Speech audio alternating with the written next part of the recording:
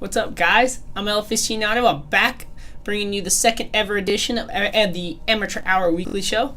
On this one, we'll be going over Week 4 in the Premier League and Watford's wonderful weekend in particular. So be sure to tune in. We'll check it out, and you might even get a little bit of an English lesson if you catch that alliteration there. So let's check it out.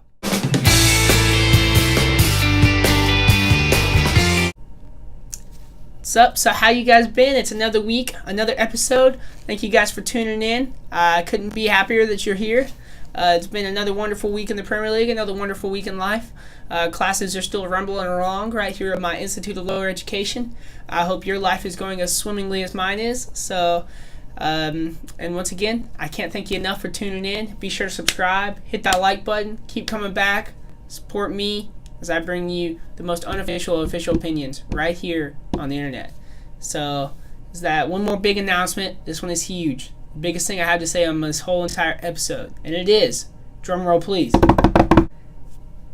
Happy birthday, Mom. Yes, happy birthday. Hope it's a wonderful day. August 4th should be a international holiday because it's my mother's birthday. If it's your mother's birthday, you be sure to tell her happy birthday.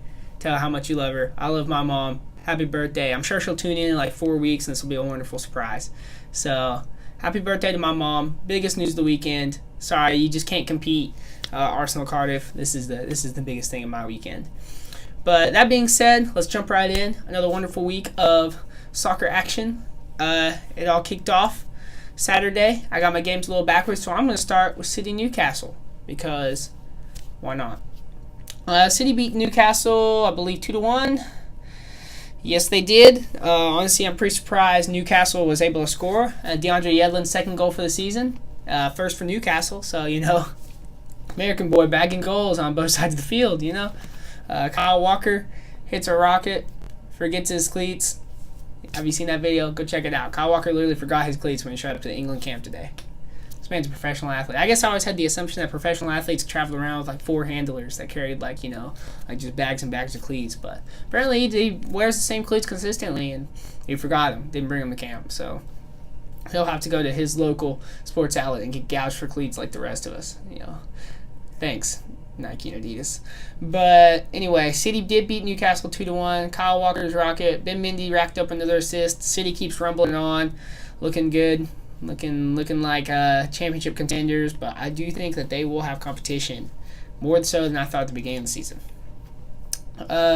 Next, we have Brighton-Fulham. Brighton 2, Fulham 2. Glenn Murray, the wonderful balding dad bod that he is, bagged a brace, drew a penalty. Basically was Leo Messi in this game. I mean, somehow the man keeps going, all 650 years old of him. But he's running along, racking up goals, getting what he needs to do. Mitrovic scored. The man apparently can score what he wants. He's up to 4 already in this Premier League season. Big old Serbian. Gave up a penalty, though. Forgot what sport he was playing. Tried to catch the ball out of the air. Completely unpressured. Gave up a useless penalty. 2-2. Oh, well. Fulham did choke a 2-goal lead. By the way, I forgot to give props last week to John Michael Sari's rocket of a goal. So that was last week, but if you haven't seen it, check it out because it's probably going to be a goal of the season contender. But anyway, that was last week. This is this week. 2-2. Brighton honestly could have won this game. They had multiple chances, including a missed penalty in the first half. That's why Glenn Murray needs to be on penalty duty. There you go. At you, Seagulls.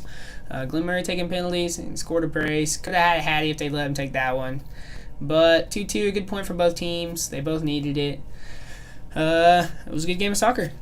Chelsea-Bournemouth. Chelsea's 2, Bournemouth 0. Hazard and Pedro both scored again. Pedro's up to 3. That's Hazard second in 2 games. They're both looking really good so far this season. Both looking like goal-scoring threats. Alonso got another assist. Everything that man touches turns to goal. I'm telling you, Chelsea just needs to get him in the box as much as possible. Just have him let him just touch it. That's all he needs to do. He had another shot off post. Bournemouth didn't look bad. They were solid defensively, had good shape. Chelsea falls into the trap of useless passes a lot of times now. The sorry ball, a lot of useless passes. And if you ask me, Giroud has to start. He came on late in the second half.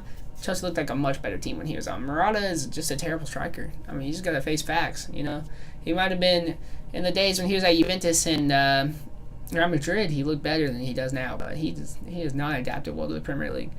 Fraser Foster had a chance to bend one into the corner and it was still 1-1. He failed to do so. Chelsea did capitalize, made it 2-0, and that was more or less the game. So Chelsea continues their perfect start of the season without playing their best soccer. That's kind of worrisome, but it is what it is. Chelsea 2, Bournemouth 0. Next, we have Palace versus Southampton. Southampton beat Palace 2-0, proving once again that Crystal Palace is absolutely useless without Wilfried Zaha. I mean, just totally useless. The man is their lifeline, their soul, the heart and soul of their team. It really depresses me that Christian Benteke makes like £120,000 a week to do absolutely nothing. I mean, if that man can make £120,000 a week to play soccer, I can be the next dictator of Mars. I mean, honestly, come on. That man does nothing. He scored 1 goal in almost two seasons. So, take that for what you will. I take that as terrible. Let's see. Do we have any other big storylines from that? Danny Ings, the new scoring machine, scored once at Liverpool. Has already got... Sorry, my mic fell. Technical difficulties, but anyway. Danny Ings, scoring machine. I mean, the man eats up the goals. So, what can you say? A new man. Maybe he'll go back to Liverpool one day and he'll be the next most. No, he's not. I don't even know. I'm rambling. Excuse me for that. All right, Everton Huddersfield. 1-1. Disappointing result for Everton, really. I mean, they're at Goodison Park. You really expect them to come away with a win there. Huddersfield struggles to score.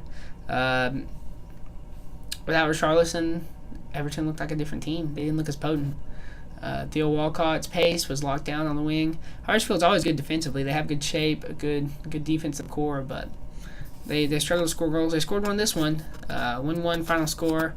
I've got to agree. I saw this on the internet. # free Richarlison. Stop these nonsense red cards. The next game, West Ham Wolves. Wow. I know last week I said it wasn't time for West Ham to hit the panic button. I'll take it back. It's time to hit the panic button. Pellegrini needs to be out. West Ham is in desperate shape. If I'm a West Ham player, the next time we play a home game, I'm literally scared. I mean, the London Stadium is never the calmest place to begin with. And when things aren't going well, wow. I mean, I hope for their sake they get a result. Otherwise, they might get attacked on the field. Wolves show that they can grind out close games and earn 3 points. Adama Traore, their club record signing, bagged the goal. Got him off the mark for the season. I mean, really, they played well. Rui Patricio, man, that man is a beast in goal. I can't believe they landed him. He's playing lights out, playing extremely well. Kept him in the game. They were able to earn 3 points. Well done to Wolves. Not so well done to West Ham. Poor Jack Wilshere. He just seems to bounce from bad situation to bad situation. This is the Jack Wilshere retirement tour. He's just going to bounce around to all the terrible teams in the Premier League and then retire. Poor Jack. The final Saturday game was Leicester-Liverpool. I mean, there's a lot of things to get to in this game. First off, Liverpool's front three is firing on all cylinders. Firmino got off the mark scoring. Him and Mane both scored goals in their 2-1 win. I mean, when all three of them are going, they're going. I mean, they're running top speed. They're like a Ferrari, and everybody else is like an 06 Honda, you know. But the real story of the day is Alisson briefly forgetting that he was not Lionel Messi and trying to dribble off his own inline, giving the ball up to Iheanacho, you know, the vaunted defender, and giving up a useless goal, making the game much closer than it should have been. Alisson, we always knew he was a very arrogant and cocky goalkeeper. Oftentimes, one of the most dribble-happy goalkeepers in the world, I would say. Actually, probably the most dribble-happy goalkeeper in the world. He really got himself in trouble. Tried to pull a Cruyff turn right in his own inline. Lord, it was awful. It was very bad. But, I mean, what is Liverpool going to do when he does that in a big game? Is my question. He's not going to stop. We've seen that in Roma. We saw him make mistakes and keep going. That's how he plays. That's part of what you get with his package, with his playing with his feet package. And what's going to happen? If you give that goal up to a Chelsea, that totally changes the game. You give that goal up to a City, that ends the game. You know, I mean, this is something that needs to be corrected. He needs to realize he's not playing against fourth-tier Brazilians anymore. He's playing in the Premier League. Leicester did look dangerous all game. Got to give him some credit. Young talent plus Johnny Evans, who, if you look last January, was apparently the best defender in the world, according to all the transfer rumors. I mean, equals unstoppable talent, you know. Leicester City looking good. I was very impressed with them. Even without Jamie Vardy, they played well. And I think that they'll be a team to compete in the top probably 8 this year. Next, we have Cardiff Arsenal. Arsenal 3, Cardiff 2. Lord have mercy. Arsenal's defense, something to behold. There's never a dull game. Every single game is exciting because you never know who's going to score, when they're going to score, how they're going to score. It's always mad. It's a mad frenzy. Aubameyang, Softamak, scored a fantastic banger. The savior of my fantasy team has finally scored. It was a fantastic goal. Him and Lacazette both scored fantastic goals to get Aubameyang off the mark for the season, and Lacazette, yeah, that's his first goal of the season also. So he has an assist and a goal now. Danny Ward, surprisingly, he broke out his 99 heading to hit one absolutely perfectly away from Peter Cech. I don't know where that came from. Never even heard of Danny Ward before yesterday. And now he's scoring perfect headers and putting the moves on everybody and trying to bang shots top corner and, the like. Peter Cech gives me a heart attack every time he touches the ball with his feet. I mean, I'm pretty sure the man's almost given up like 5 goals trying to play out the back so far this year. Lord have mercy. Only Arsenal would spend $50 million on 2 players and get so much hype to them before the season, and then neither one of them feature that much at all in the team. So, take that for what you will. And Cardiff, well, the good news for Cardiff out of this game is they can actually score. They can score twice, actually, against the Big Six team. Granted, that is Arsenal, so, take that for what you will if you're a Cardiff fan. But you can score. They're off the mark. They're not the only team in the top 4 leagues of England that has not scored anymore. So, kudos to Cardiff.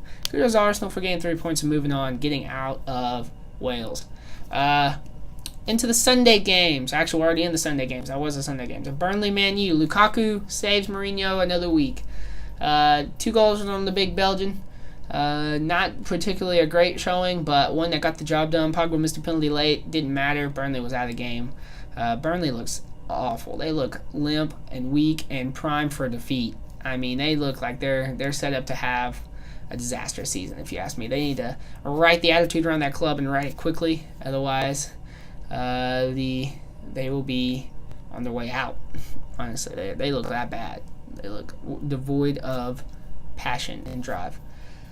And now, the game we've all been wanting to hear about. Watford 2, Spurs 1. Watford scores 3 goals and still manages to beat Spurs 2-1. Man, what a game. I mean, I can't believe Watford won. The goal-scoring machine that was Lucas Moura was unable to get on the board again. Hollybass, Pereira, and Dini are playing like Player of the Year candidates. I mean, they're all playing lights out. And Watford keeps winning. They're 4 for 4. Does Watford stand a real chance this season? I can't deny that. If they keep playing like they are now, yeah, they have every chance to. I mean, they're playing extremely well right now. They're playing at a quality that can match anybody. Sorry, excuse me.